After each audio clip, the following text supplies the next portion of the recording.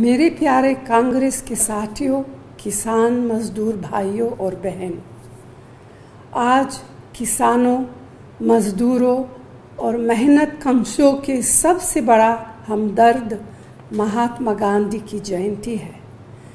गांधी जी कहते थे कि भारत की आत्मा भारत के गांव, खेत और खलिहान में बसती है। आज जय जवान जय किसान का नारा देने वाले हमारे पूर्व प्रधानमंत्री श्री लाल बहादुर शास्त्री जी की जयंती भी है, लेकिन आज देश का किसान और खेत मजदूर कृषि विरोधी 3 काले कानूनों के खिलाफ सड़कों पर आंदोलन कर रहे हैं। अपना खून पसीना देकर देश के लिए अनाज उगाने वाले अन्नदाता किसान को मोदी सरकार खून के आंसू रुला रही है। कोरोना महामारी के दौरान हम सब ने सरकार से मांग की थी कि हर ज़रूरतमंद देशवासी को मुफ्त में अनाज मिलना चाहिए। तो क्या हमारे किसान भाइयों के बगैर यह संभव था कि हम करोड़ों लोगों के लिए 2 वक्त के भोजन का प्रबंध कर सकते थे? आज देश के प्रधानमंत्री हमारे अन्नदाता किसानों पर घोर अन्याय कर रहे हैं, उनके साथ नाइंसाफ़ी कर रहे हैं। जो किसानों के लिए कानून बनाए गए उनके बारे में उनसे सलाह मशविरा तक नहीं किया गया, बात तक नहीं की गई।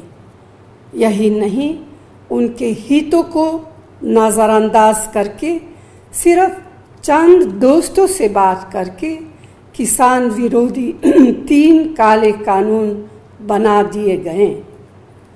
जब संसद में भी कानून बनाते वक्त किसान की आवाज़ नहीं सुनी गई तो वे अपनी बात शांतिपूर्वक रखने के लिए महात्मा गांधी जी के रास्ते पर चलते हुए मजबूरी में सड़कों पर आए। लोकतंत्र विरोधी, जन विरोधी सरकार द्वारा उनकी बात सुनना तो दूर, उन पर लाठियां बरसाई गईं। भाइयों और बहनों, हमारे किसान और खेत मजदूर भाई बहन आखिर चाहते क्या? बस सिर्फ इन कानूनों में अपनी मेहनत की उपज का सही दाम चाहते हैं। यह उनका बुनियादी अधिकार है।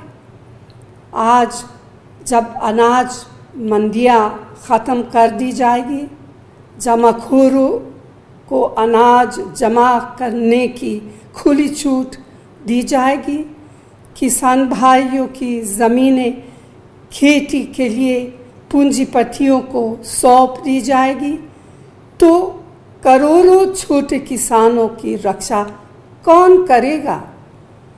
किसानों के साथ ही खेत मजदूरों और बटाईदारों का भविष्य जुड़ा है।